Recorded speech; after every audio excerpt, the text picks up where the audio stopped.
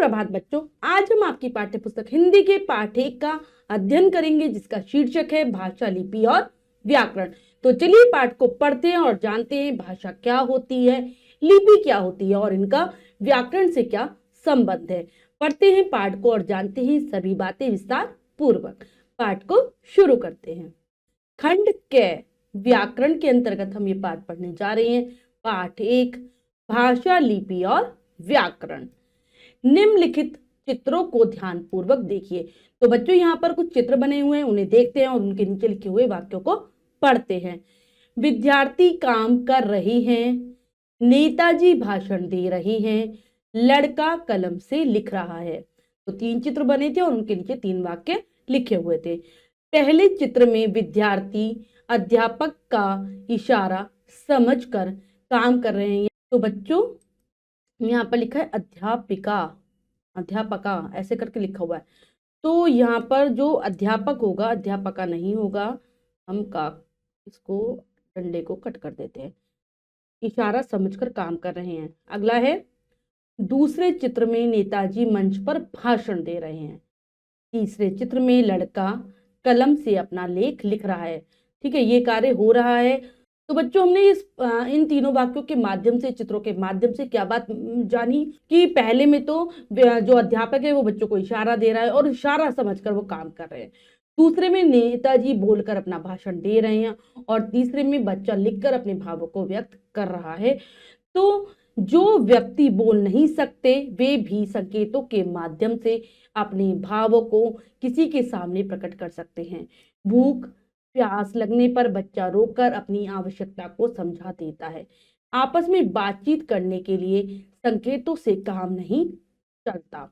तो बच्चों जो बोल नहीं सकते वो इशारों के माध्यम से, संकेतों के माध्यम से अपनी बात बताते हैं। जैसे भूख लगने पर, प्यास लगने पर हम संकेत के माध्यम से बता सकते हैं। बच्चा रोकर जब उसको भूख लगती है वो बता देता है कि उसको भूख लगी है, प्यास लगी है। लेकिन हम संकेतों के माध्यम से, इशारों के माध्यम से अपनी हर बात को नहीं कह सकते। उसके लिए या तो हमें अपनी बात को लिखकर समझाना पड़ता है या फिर बोलकर। लिखने और बोलने के माध्यम को ही भाषा कहा जाता है। तो जो भाषा की परिभाषा होगी वो इस प्रकार है। जिस साधन के द्वारा हम अपने भावों और विचारों को बोलकर अथवा लिखकर आदान प्रदान करते हैं उसे भाषा कहते हैं। तो बच्चों भाषा वह साधन होती है जिसके द्वारा हमारे मन में जो भी विचार उठते हैं उसको हम दूसरों के सामने व्यक्त कर सकते हैं और दूसरों के मन में जो विचार उठते हैं उनको हम समझ सकते हैं, क्योंकि वो बोलकर बताएगा और हम सुनकर समझेंगे। हम बोलकर बताएंगे तो वो सुनकर समझेगा, या फिर हम लिखकर भी विचारों का आदान प्रदान कर सकते हैं। यही भाषा है। अब आता है भाषा के भेद, यानी कि भाषा कितनी प्रकार की होती है, अर्थात भाषा के कितने रूप होते हैं। भाषा के निम्नलिखित 2 भेद होते हैं। पहली होती है मौखिक भाषा और दूसरी होती है लिखित भाषा। ये 2 रूप हैं। जानते हैं दोनों के बारे में अलग अलग। पहली आती है मौखिक भाषा। मुख द्वारा बोली जाने वाली भाषा को मौखिक भाषा कहते हैं। जो हम अपने मुंह से बोलते हैं और हमारे मुख से कुछ ध्वनियां निकलती हैं वही मौखिक भाषा है। इसे हम मुख द्वारा बोलते हैं तथा कानों द्वारा सुनते हैं, उसे भाषा का मौखिक रूप कहते हैं। जैसे बातचीत, वाद विवाद, फोन पर बात करना। तो जो भी हम चीज अपने मुंह से बोले और सामने वाला उसको अपने कानों से सुने वही मौखिक भाषा है। दूसरा बोले और हम अपने कानों से सुने तो मौखिक भाषा है। जैसे आपस में बातचीत करना, वाद विवाद करना, फोन पर बात करना, और जो नेताजी का भाषण था वो भी मौखिक भाषा का ही रूप था। अब आते हैं दूसरी भाषा जिसे हम कहते हैं लिखित भाषा। जब हम लिखकर अपने विचारों को अभिव्यक्त करते हैं और दूसरे पढ़कर उसे समझते हैं तो वह भाषा लिखित भाषा कहलाती है। जब हम अपनी बातों को, अपने मन में उठने वाले विचारों को लिखकर व्यक्त करें, दूसरा उनको पढ़कर समझे, तो वो लिखित भाषा का रूप है। तो लिखित भाषा में कौन कौन सी चीज आती है, जैसे समाचार पत्र, जैसे समाचार पत्र हो गए, पुस्तकें हो गई, ये सब चीजें हमारी लिखित भाषा के रूप ही हैं। संसार में अनेक भाषाएं बोली, पढ़ी और लिखी जाती हैं। हिंदी, अंग्रेजी, चीनी, रूसी, फ्रांसीसी, स्पेनिश, अरबी, फारसी आदि संसार की प्रमुख भाषाएं। तो संसार बच्चों बहुत बड़ा, दुनिया बहुत बड़ी है, उसमें विभिन्न प्रकार की भाषाएं बोली, पढ़ी, लिखी जाती हैं। और उनमें से ही कुछ भाषाएं हिंदी, अंग्रेजी, चीनी, रूसी, फ्रांसीसी, स्पेनिश, अरबी, फारसी आदि। अब आते हैं भारतवर्ष की भाषाएं, हमारे देश भारत में कौन कौन सी भाषाएं बोली जाती है। भारत की राष्ट्रभाषा हिंदी है, लेकिन यहाँ के राज्यों में अनेक भाषाओं का प्रयोग किया जाता है। नीचे कुछ राज्यों की भाषाओं के नाम दिए गए हैं। तो हमारा देश भारत बहुत विशाल है, यहाँ पर सबसे ज्यादा जो भाषा बोली जाती है वो हिंदी है, इसीलिए उसे राष्ट्रभाषा का दर्जा प्राप्त है। और यहाँ पर बहुत सारे राज्य हैं, ज्यादातर राज्यों में अलग अलग भाषाएं प्रयोग की जाती है। तो यहाँ पर राज्यों के नाम और भाषाएं दी हैं। चलिए पढ़ते हैं। राज्य का नाम, भाषा का नाम। बिहार राज्य में बोली जाती है हिंदी। उत्तर प्रदेश में भी हिंदी बोली जाती है। दिल्ली हिंदी। हरियाणा राज्य में हिंदी। महाराष्ट्र राज्य में मराठी बोली जाती है। कौन सी बोली जाती है? मराठी। अब और भी हैं राज्यों के नाम और भाषा का नाम। केरल, केरल में मलयालम। आंध्र प्रदेश में तेलुगु।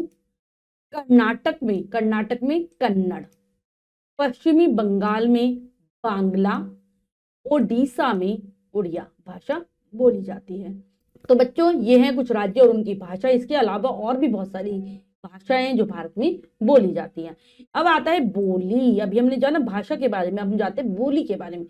बोली एक क्षेत्रीय भाषा होती है। बोली का एक अपना सीमित क्षेत्र होता है। केवल उस क्षेत्र में रहने वाले लोग ही उसे बोल और समझ सकते हैं, जबकि भाषा एक विस्तृत क्षेत्र में बोली जाती है। बोली का अपना कोई लिखित रूप नहीं होता। भाषा और बोली में अंतर निम्नलिखित रूप से प्रकट किया जा सकता है। तो बोली को बच्चों क्षेत्रीय भाषा कहते हैं, यानी कि छोटे से सीमित क्षेत्र में इसका प्रयोग होता है। वहां के रहने वाले निवासी ही उस बोली को समझ पाते हैं, जबकि भाषा का रूप बहुत विस्तृत है और बोली का लिखित रूप नहीं होता। हम भाषा और बोली में निम्न अंतरों के माध्यम से जानते हैं कि भाषा और बोली कैसी होती है, मतलब किस प्रकार की होती है। तो यहाँ पर अंतर है भाषा और बोली में। भाषा का क्षेत्रीय रूप विस्तृत होता है, विस्तार होता है, मतलब बहुत ज्यादा जगह पर ही बोली जाती है, जबकि जो बोली होती है, बोली भाषा का क्षेत्रीय रूप होता है, सीमित क्षेत्र में बोली जाती है और यह रूप भाषा की अपेक्षा सीमित होता है, छोटी जगह पर बोली जाती है। भाषा में साहित्य रचना होती है, बड़े बड़े जो साहित्य लिखे गए हिंदी के, जैसे हमारा हिंदी का जो साहित्य बहुत विशाल है, तो भाषा में साहित्य की रचना होती है। बोली केवल बोली ही जाती है यदि किसी बोली में साहित्य रचना होती है तो वह बोली उपभाषा बन जाती है, जैसे अवधी और ब्रज। तो बोली केवल बोलने के लिए होती है, मौखिक भाषा है। और अगर कभी ऐसा हो कि बोली में भी साहित्य की रचना होने लगे तो बोली का रूप बदलकर उपभाषा हो जाता है। जैसे हमारी पहले ये बोलियां थी अवधी, ब्रज, लेकिन बाद में इनमें साहित्य की रचना की गई है, इसीलिए ये उपभाषाएं बन गई हैं। भाषा का प्रयोग सरकारी काम काज में किया जाता है, सरकारी कामकाज में प्रयोग होती है, जैसे हमारी हिंदी भाषा। बोली का प्रयोग सरकारी कामकाज में नहीं होता, बल्कि किसी क्षेत्र विशेष जन सामान्य के परस्पर व्यवहार या विचारों के आदान प्रदान में होता है। तो बोली में हम सरकारी कामकाज नहीं कर पाएंगे, बल्कि तो आपस में बोलचाल का ही माध्यम होती है, तो वहां के सीमित क्षेत्र के लोग ही बोलते हैं। अब आती है अगली चीज है हमारी लिपि। प्रत्येक भाषा को अलग अलग तरीके से लिखा जाता है, लिखने के इस गुण को ही लिपि कहते हैं। तो बच्चों जितनी भी भाषाएं हैं सबकी जो लिखने का तरीका है वो अलग अलग है, जो लिखने का तरीका, लिखने का गुण ही लिपि कहलाता है। विशेष एक लिपि में कई भाषाएं लिखी जा सकती है, ऐसा नहीं है कि हम एक लिपि में एक ही भाषा लिख सके, एक लिपि में कई भाषाएं भी लिखी जा सकती है। जैसे हमारी देवनागरी लिपि है, उसमें हिंदी, नेपाली, मराठी, संस्कृत, बहुत सारी भाषाएं लिखी जाती है। अब आते हैं परिभाषा। लिपि की क्या परिभाषा होगी? ध्वनियों को लिखकर प्रकट करने के लिए निर्धारित चिन्हों को लिपि कहते हैं, यानी कि जो हमारे मुख से आवाज निकलती है, जो ध्वनियां निकलती हैं, उनको जब हम लिखित रूप प्रदान कर देते हैं, और लिखित रूप प्रदान करने के लिए हमें कुछ चिन्हों की आवश्यकता होती है, वही चिन्ह लिपि कहलाते हैं। आगे बढ़ते हैं।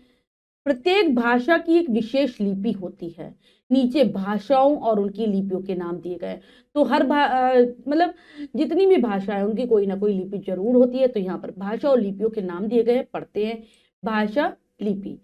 हमारी जो हिंदी भाषा है बच्चों, उसकी लिपि है देवनागरी।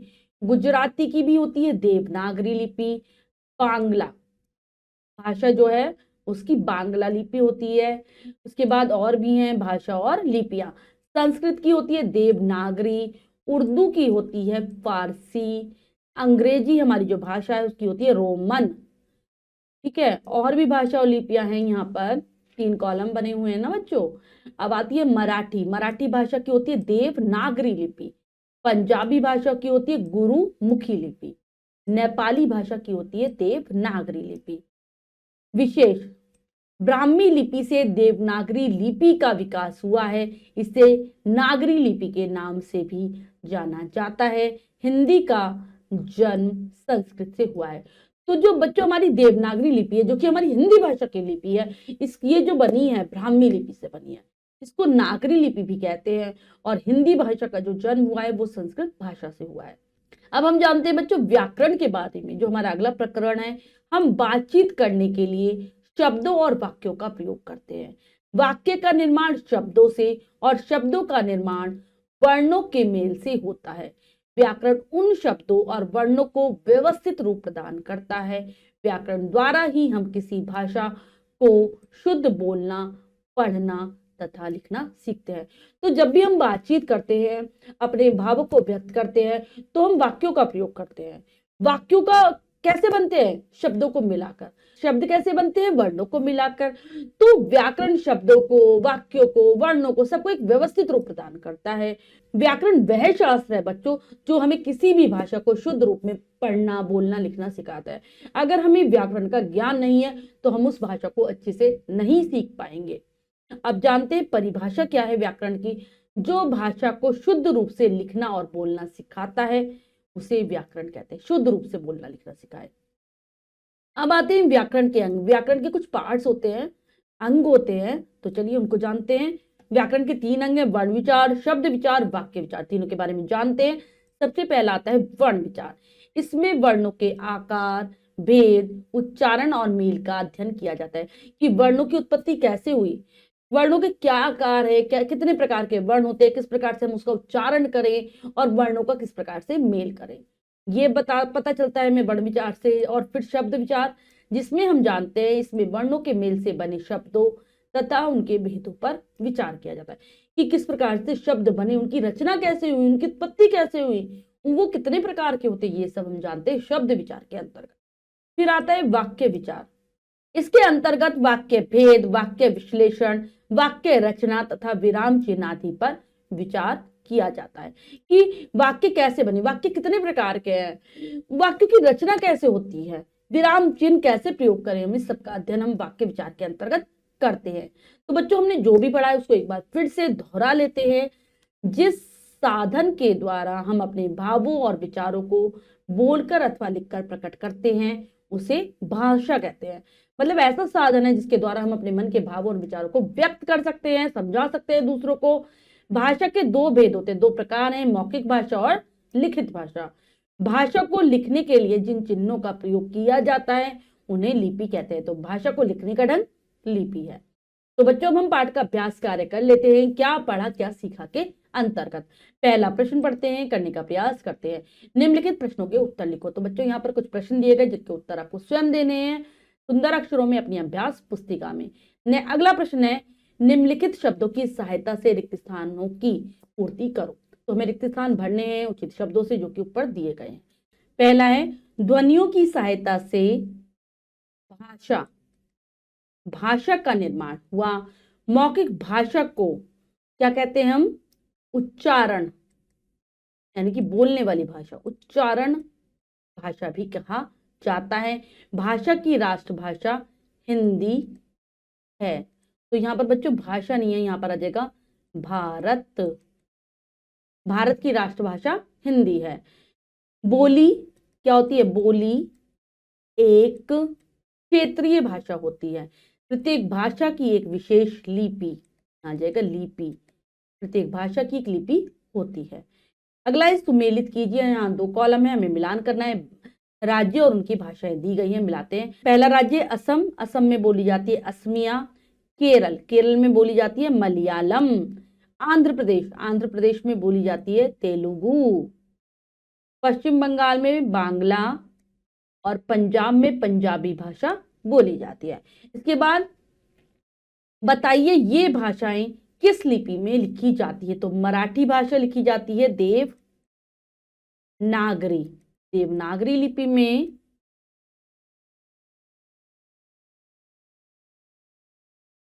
उर्दू भाषा कौन सी? उर्दू फारसी, फारसी लिपि में उर्दू भाषा को लिखा जाता है। हिंदी भाषा देवनागरी में, देवनागरी लिपि में। पंजाबी भाषा कौन सी लिपि में? गुरुमुखी, गुरुमुखी लिपि में इसको लिखते हैं हम। संस्कृत भाषा ये भी देवनागरी में लिखी जाती है।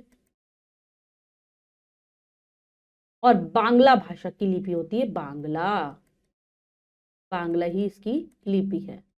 नेक्स्ट है भाषा का मौखिक अथवा लिखित रूप लिखो कि कौन सी, मतलब कौन से रूप का प्रयोग हुआ है। दादी से कहानी सुनना, क्या है ये भाषा का मौखिक रूप।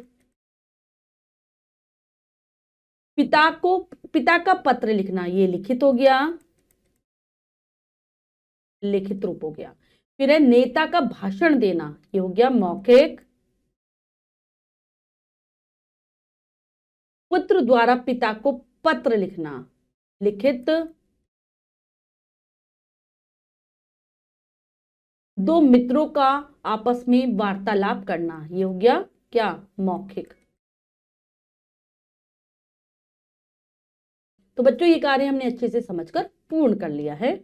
बच्चों आज हमने पाठ के माध्यम से जाना भाषा, लिपि और व्याकरण के विषय में। आशा करती हूँ यह पाठ आपको बहुत अच्छे से समझ आ गया होगा। पाठ को फिर से जरूर पढ़ेंगे और परिभाषा को याद कर लेंगे। मिलते हैं अगली कक्षा में नए पाठ के साथ। तब तक के लिए स्वस्थ रहिए, प्रसन्न रहिए। धन्यवाद।